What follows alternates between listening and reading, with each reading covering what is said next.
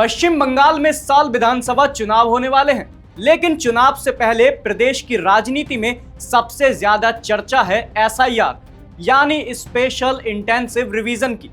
मुख्यमंत्री ममता बनर्जी लगातार इसका विरोध कर रही हैं, कभी चुनाव आयोग पर आरोप, कभी केंद्र सरकार पर हमला। लेकिन अब एक ऐसा मामला सामने आया है जिसने एसआईआर के मुद्दे पर ममता बनर्जी और टीएमसी को खुद कटघरे में खड़ा कर दिया है। सवाल यही है, क्या एसआईआर से डर लोकतंत्र का है या फिर राजनीति का? नमस्कार, मैं हूं आपके साथ एकाग्र गुप्ता। दरअसल पश्चिम बंगाल की महिला एवं बाल विकास मंत्री शशि पांजा को एसआईआर के तहत सुनवाई का नोटिस मिला है।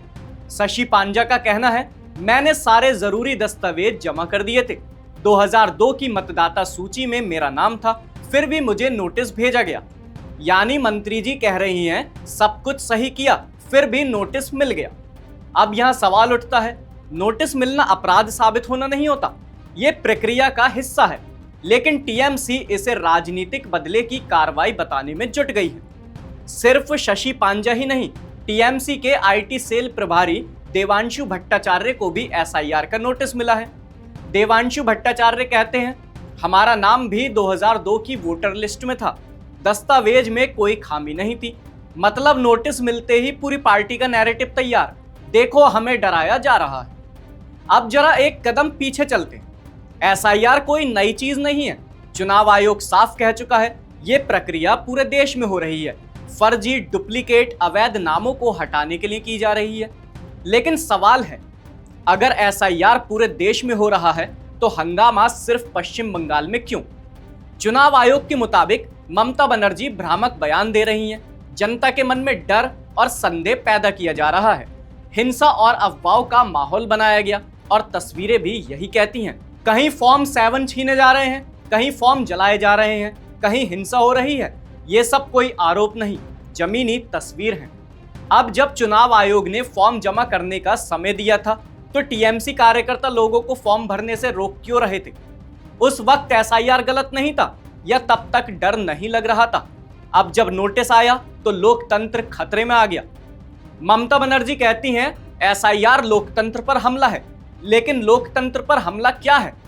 प्रक्रिया का पालन, दस्तावेज की जांच, फर्जी वोट हटाना, या फिर फॉर्म लूटना, फॉर्म जलाना या हिंसा करना? अगर नाम सही है, दस्तावेज सही है तो सुनवाई में सब साबित हो जाएगा। नोटिस सजा नहीं होता। लेकिन टीएमसी ने नोटिस को ही सियासी हथियार बना लिया।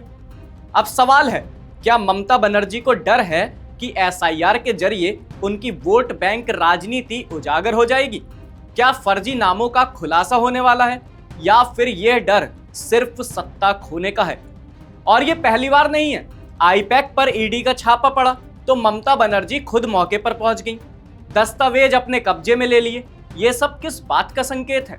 संस्थाओं पर भरोसा नहीं या फिर जांच से डर? आज ममता बनर्जी खुद को लोकतंत्र की रक्षक बता रही हैं, लेकिन फॉर्म लूटने की तस्वीरें, हिंसा की घटनाएं, अफवाहों का खेल कुछ और ही कहानी बयां कर देता है। सवाल फिर वही, अगर वोटर लिस्ट साफ है, अगर सब कुछ सही है, तो एसआईआर से परेशानी किसे है? ममता बनर्जी को? अब देखने वाली बात यह होगी, क्या यह लड़ाई वाकई लोकतंत्र बचाने की है या फिर सत्ता बचाने की घबराहट है जो एसआईआर के नाम पर बाहर आ रही है? आप इस पूरे मामले को कैसे देखते हैं, कमेंट सेक्शन में जरूर बताइए। और अगर आप चाहते हैं कि ऐसे मुद्दों पर बिना डर, बिना शोर सवाल पूछे जाएं, तो चैनल को सब्सक्राइब करना ना भूलें।